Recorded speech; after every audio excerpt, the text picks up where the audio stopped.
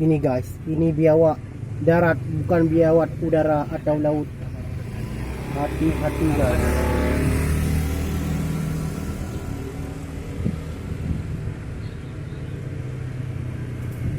Ini berbobot 300 kilo besarnya guys. Dia ini sempit, tidak bisa kemana-mana. Hati-hati guys. Dia melawan, tapi untung saja dia pandai dan saya hampir terkena ekor besarnya. Ini biawak sangat besar guys. Hati-hati. Besarnya bukan main. Tidak bisa ke sana, tidak bisa kemari. Kalau dikejar kita lah lari. Guys, hati-hati melewati jalan. Bila dia menerkam kita, matilah kita. Inilah besarnya dia.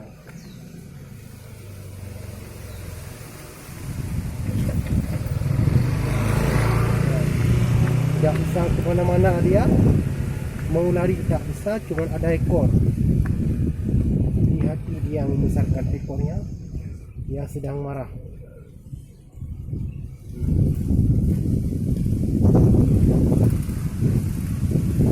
Sedang marah kan? Buber ya, buaya. Oh buaya biawak. Oh emrua. Hari oh, nere alang mah.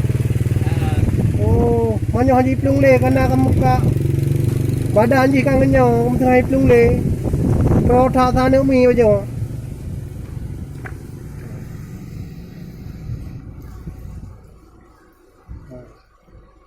Tidak bisa kemana-mana dia. Tidak bisa kemana-mana ini. Hati-hati guys. Saya tidak bisa mendekat dikarenakan dia memiliki ekor. Nah, itu dia.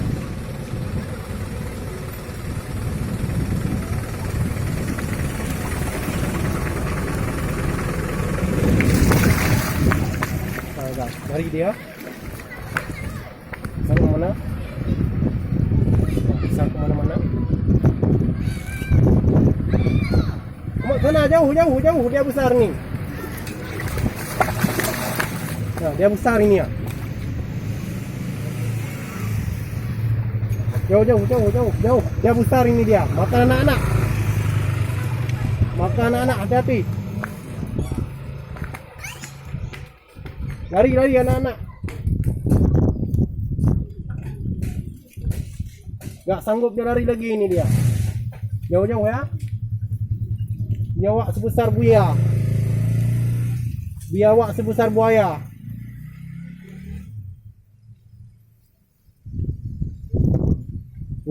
Kemana dia lari? Gak bisa berlari lagi dia. Nah ini ekor bahaya. Hati-hati ya anak-anak, adik-adik. Dia dapat makan kucing. Dan dia dapat makan ayam yang berkeliaran.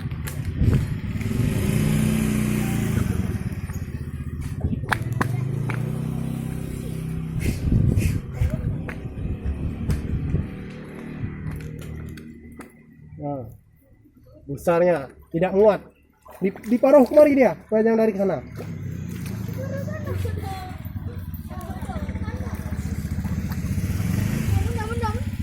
Ube buaya. Sana paruh dia. Besar sekali dia. Anak-anak awas jauh. Paruh sana. Guys, maksud paruh adalah usir ke sana ya. Bahasa bercampur guys. Ini dia.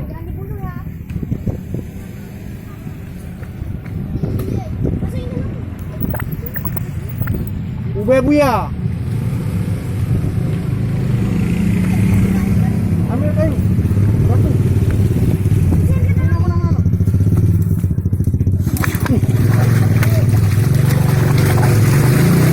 Besar kali guys. Nah, udah masuk belakang.